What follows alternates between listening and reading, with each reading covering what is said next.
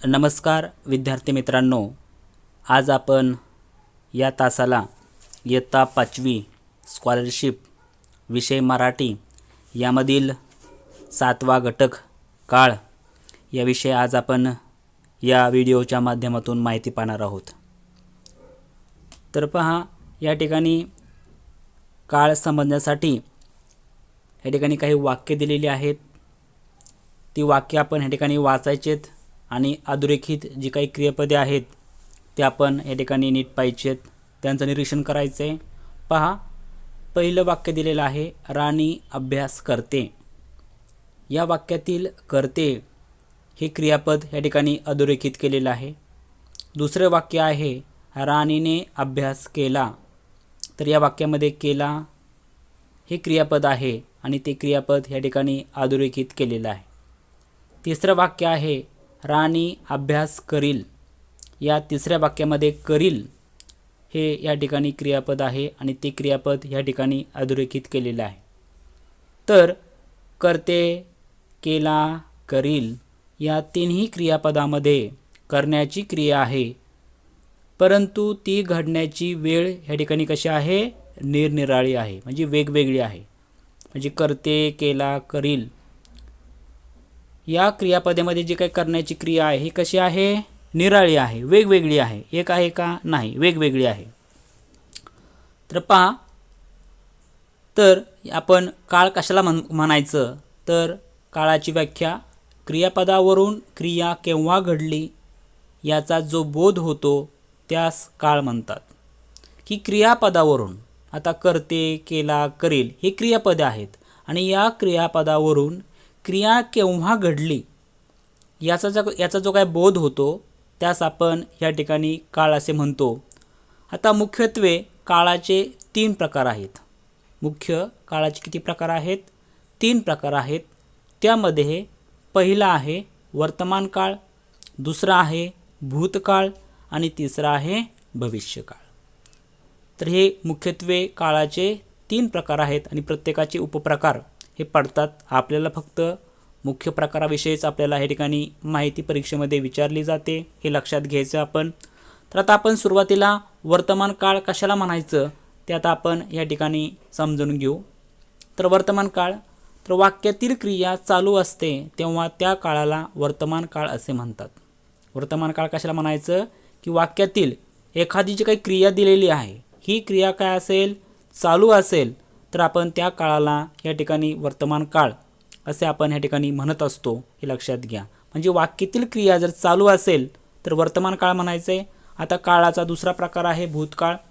तर भूतकाळ कशाला म्हणायचं आहे, भूतकाळाची व्याख्या काय आहे, तर पहा, वाक्यातील क्रिया पूर्वी झालेली असते तेव्हा त्या काळाला भूतकाळ असे म्हणतात।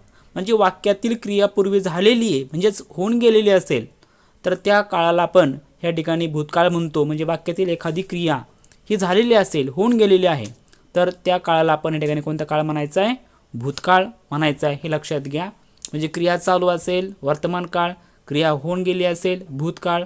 आता काळाचा तिसरा प्रकार आहे भविष्यकाळ। तर वाक्यातील क्रिया पुढे व्हायची असते तेव्हा त्या काळाला आपण या ठिकाणी भविष्यकाळ असे म्हणतात, हे लक्षात घ्या। म्हणजे वाक्यातील क्रिया या ठिकाणी व्हायची आहे, म्हणजे होणार आहे, हे लक्षात घ्या। म्हणजे होणारी क्रिया असेल तर आपण त्या काळाला या ठिकाणी भविष्यकाळ म्हणतो। तर आपल्याला या व्याख्यावरून आपल्याला वर्तमान काळ, भूतकाळ आणि भविष्यकाळ या ठिकाणी समजलेलं आहे। तर आता आपण या ठिकाणी या पुस्तकातील स्कॉलरशिपच्या पुस्तकातील काही नमुना प्रश्न आपण या ठिकाणी पाहणार आहोत आणि ते काळावर आधारित आहेत। पहा, पहिला नमुना प्रश्न आपल्याला या ठिकाणी दिलेला आहे, पुढीलपैकी वर्तमान काळी वाक्याचा पर्याय क्रमांकाची वर्तुळ रंगवा। पहिला प्रश्न आपला विचारला आहे की पुढीलपैकी वर्तमान काळी वाक्याच्या पर्याय क्रमांकाची वर्तुळ रंगवा। म्हणजे आपल्याला 4 वाक्य दिलेले आहेत आणि 4 वाक्यातून आपल्याला कोणत्या काळातलं वाक्य ओळखायला सांगितलेलं आहे, तर वर्तमान काळातलं। पहा, पहिलं वाक्य काय आहे, पहा, आदित्यने अभ्यास केला, हे पहिलं वाक्य आहे। दुसरं वाक्य पहा, आदित्य अभ्यास करतो। तिसरं वाक्य आहे, आदित्य अभ्यास करेल आणि चौथं वाक्य आहे, आदित्यने अभ्यास केला असेल. तर पहा, आदित्यने अभ्यास केला या पहिल्या वाक्यामध्ये क्रिया ही पूर्ण झालेली आहे. दुसऱ्या वाक्यामध्ये आदित्य अभ्यास करतो, म्हणजे याच्यामध्ये क्रिया कशी आहे? चालू आहे. कशी आहे क्रिया? चालू आहे. तिसऱ्यामध्ये आदित्य अभ्यास करेल, म्हणजे या ठिकाणी क्रिया व्हायची आहे आणि आदित्यने अभ्यास केला असेल, म्हणजे ह्या ठिकाणी क्रिया होऊन गेलेली आहे. म्हणजे यावरून आपल्याला कळतं आहे की पर्याय क्रमांक 2 आदित्य अभ्यास करतो हे या ठिकाणी हे बरोबर आहे. पहा, तर आपण पर्याय क्रमांक 2 या पर्यायाला आपण गोल करायचं आहे, हे लक्षात घ्या. म्हणजे आदित्य अभ्यास करतो हे वर्तमानकाळी वाक्य आहे. आता दुसरं वाक्य पहा, पुढीलपैकी भूतकाळी वाक्याच्या पर्याय क्रमांकाचे वर्तुळ रंगवा. तर आपल्याला आता या ठिकाणी तसेच 4 वाक्य दिलेले आहेत. तर या 4 वाक्यातून आपल्याला भूतकाळी वाक्य आपल्याला ओळखायचं आहे. पहा, पर्याय क्रमांक 1 आहे छाया संस्कृत शिकवते. दुसरं वाक्य आहे छाया संस्कृत शिकवेल. तिसरं वाक्य आहे छाया संस्कृत शिकवत असेल. आणि चौथं वाक्य आहे छायाने संस्कृत शिकवले. तर आपल्याला ह्या ठिकाणी भूतकाळी वाक्य शोधायचं आहे, म्हणजे या ठिकाणी क्रिया होऊन गेलेली असली पाहिजे.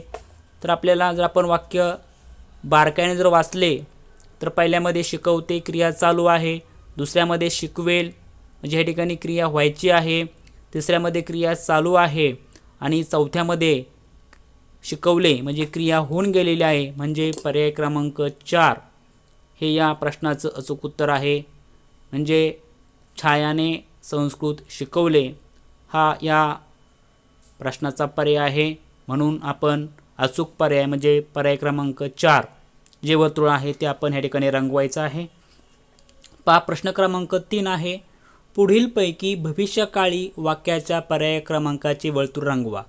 तर आपल्याला या ठिकाणी 4 पर्याय दिलेले आहेत, 4 वाक्य दिलेले आहेत आणि या 4 वाक्यातून आपल्याला भविष्यकाळी वाक्य आपल्याला या ठिकाणी शोधायचे. पहा, पहिलं वाक्य आहे अनिरुद्धाने व्यायाम केला. दुसरं वाक्य आहे अनिरुद्ध व्यायाम करतो. तिसरं वाक्य आहे अनिरुद्ध व्यायाम करेल. चौथं वाक्य आहे अनिरुद्ध व्यायाम करीत होता. आता पहिल्या वाक्यावरून अनिरुद्धने व्यायाम केला म्हणजे या ठिकाणी काय झालेलं आहे? क्रिया होऊन गेलेली आहे. दुसऱ्यामध्ये अनिरुद्ध व्यायाम करतो म्हणजे क्रिया चालू आहे. तिसऱ्यामध्ये अनिरुद्ध व्यायाम करेल म्हणजे या ठिकाणी क्रिया व्हायची आहे आणि अनिरुद्ध व्यायाम करीत होता म्हणजे या ठिकाणी क्रिया होऊन गेलेली. म्हणजे आपल्याला याच्यावरून नक्कीच कळतं आहे की या ठिकाणी भविष्यकाळ आपण कशाला म्हणतोय तर वाक्यातील क्रिया पुढे व्हायची असते. म्हणजे पर्याय क्रमांक 3 अनिरुद्ध व्यायाम करेल म्हणजे या ठिकाणी क्रिया व्हायची आहे. म्हणून पर्याय क्रमांक 3 हे या प्रश्नाचं अचूक उत्तर आहे. म्हणून आपण या ठिकाणी काय करायचं आहे? पर्याय क्रमांक 3चं जे वर्तुळ आहे ते आपण या ठिकाणी रंगवायचं आहे. तर पहा, आता आपण या ठिकाणी पुढील काही प्रश्न पाहणार आहोत. तर आपल्याला मिश्र प्रश्न दिलेले आहेत. तर आपण डायरेक्ट या ठिकाणी येथील मिश्र प्रश्नामध्ये 5वा प्रश्न आपण पाहूया की पुढील प्रत्येकासाठी उत्तर म्हणून योग्य पर्याय क्रमांकाचे वर्तुळ आपल्याला या ठिकाणी रंगवायचं आहे.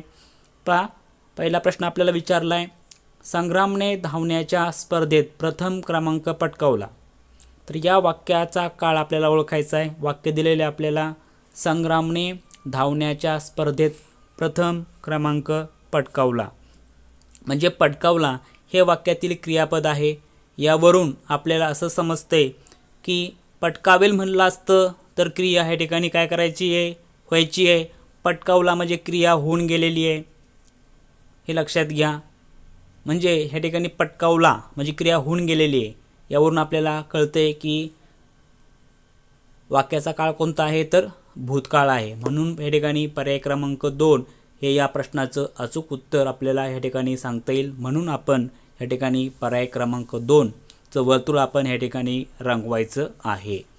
आता दुसरा प्रश्न आहे पहा पुढीलपैकी भूतकाळी नसणारे वाक्य निवडा. तर पहा या ठिकाणी विद्यार्थ्यांनो आपल्याला नसणारे म्हणजे नकारात्मक प्रश्न आपल्याला विचारलेला आहे.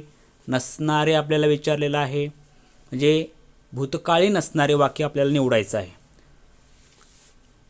तर पहा मी दररोज व्यायाम करील. मी दररोज व्यायाम करीन हे पहिलं वाक्य. दुसरं आहे संतोष मामाच्या गावाला गेला. तिसरं वाक्य आहे बघा ह्या ठिकाणी, सकाळीच वडील कामावर गेले. चौथं वाक्य आहे, आम्ही सांस्कृतिक कार्यक्रमाची तयारी केली होती. म्हणजे पहा ह्या ठिकाणी संतोष मामाच्या गावाला गेला, म्हणजे क्रिया ह्या ठिकाणी झालेली आहे, लक्षात घ्या, म्हणजे होऊन गेलेली आहे. वडील कामावर गेले जाण्याची क्रिया झालेली आहे.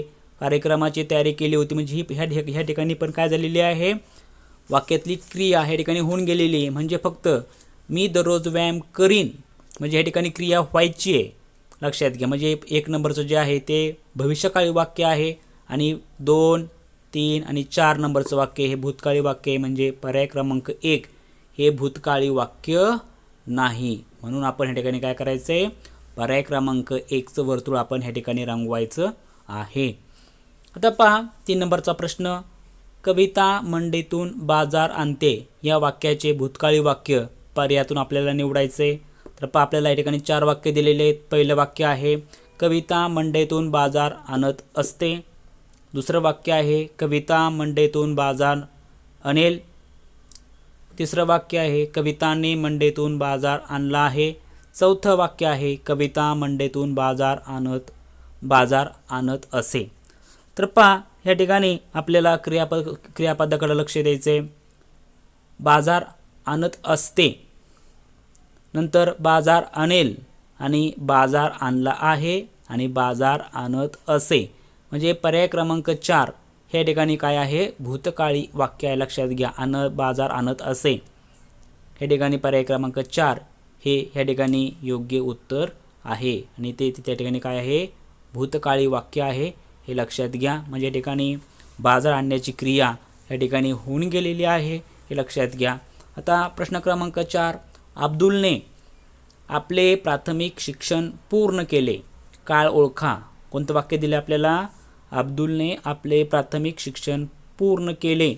म्हणजे या ठिकाणी शिक्षण जे आहे ती क्रिया कशी झालेली आहे, पूर्ण झालेली आहे. म्हणजे क्रिया या ठिकाणी होऊन गेलेली आहे, लक्षात घ्या. म्हणजे या ठिकाणी आपल्याला सांगता येईल चौथ्या प्रश्नाचं जे काय उत्तर आहे ते आहे पर्याय क्रमांक 2. म्हणजे हे ठिकाणी भूतकाळी वाक्य आहे, अब्दुलने आपले प्राथमिक शिक्षण पूर्ण केले. तर या वाक्याचा काळ कोणता आहे, भूतकाळ. म्हणून आपण काय करायचे, पर्याय क्रमांक 2चं वर्तुळ आपण ह्या ठिकाणी रंगवायचं आहे. आता पहा प्रश्न क्रमांक 5 आहे आणि प्रश्न क्रमांक 5 हा 2017 साली स्कॉलरशिपच्या परीक्षेमध्ये विचारलेला प्रश्न आहे. पुढे दिलेल्या वाक्यातील काळ ओळखा. कितीतरी वेळ मी ते पाहत उभी असायची. आणि ही वाक्य आपल्याला आपल्या 5वीच्या मराठीच्या पुस्तकातील कारागिरी या प्रकरणामधले वाक्य आहे. लेखिका म्हणलेले वाक्य आहे की कितीतरी वेळ मी ते पाहत उभी असायची. आता असायची यावरून आपल्याला या ठिकाणी समजते की हे वाक्य कोणत्या काळातलं आहे, तर भूतकाळातलं आहे, लक्षात घ्या. कितीतरी वेळ मी ते पाहत उभी असायची म्हणजे या ठिकाणी क्रिया होऊन गेलेली आहे. म्हणून आपण ह्या ठिकाणी काय करायचे, पर्याय क्रमांक 2 हे आपल्याला आपण गोल करायचं आहे, लक्षात घ्या. हे अचूक उत्तर आहे. पर्याय क्रमांक 2 हे भूतकाळातलं वाक्य आहे. आता प्रश्न क्रमांक 6 आहे, पुढील वाक्याचा काळ ओळखा. हा प्रश्न 2018 साली स्कॉलरशिपच्या परीक्षेला विचारलेला प्रश्न आहे. तर पहा प्रश्न आहे, आपण चमचमणाऱ्या चांदण्यांची शोभा पाहायला जाऊ. पहा शोभा पाहायला जाऊ म्हणजे या ठिकाणी काय आहे, क्रिया चालू आहे का, नाही. क्रिया होऊन गेली का, नाही. क्रिया होणार आहे का, हो. जाऊ ह्या ठिकाणी क्रिया व्हायची आहे. म्हणून आपल्याला माहिती आहे ज्या ठिकाणी क्रिया व्हायची आहे तो काळ कोणता आहे, तर भविष्यकाळ आहे, हे लक्षात घ्या. म्हणून या प्रश्नाचं अचूक उत्तर आहे पर्याय क्रमांक 2 भविष्यकाळ. तर 2 नंबरच्या पर्यायाला आपण या ठिकाणी गोल करायचे, लक्षात घ्या. तर अशा प्रकारे आपण स्कॉलरशिपच्या पुस्तकातील जे काही सरावासाठी प्रश्न दिलेले आहेत ते सरावासाठी प्रश्न आपण ह्या ठिकाणी सोडवायचे आहे, त्याचा सराव करायचा आहे. अतिशय सोपं हे प्रकरण आहे, लक्षात घ्या. आणि आपल्याला दररोजच्या जे काही आपलं अभ्यासक्रम आहे आणि अभ्यासक्रमामध्ये काळ ओळखा हे सुद्धा आपल्याला विचारलं जातं. अतिशय सोपं हा घटक आहे. तर या घटकावरील प्रश्नांचा सराव तुम्ही या ठिकाणी करायचा आहे. तर हा तास या ठिकाणी संपला. धन्यवाद.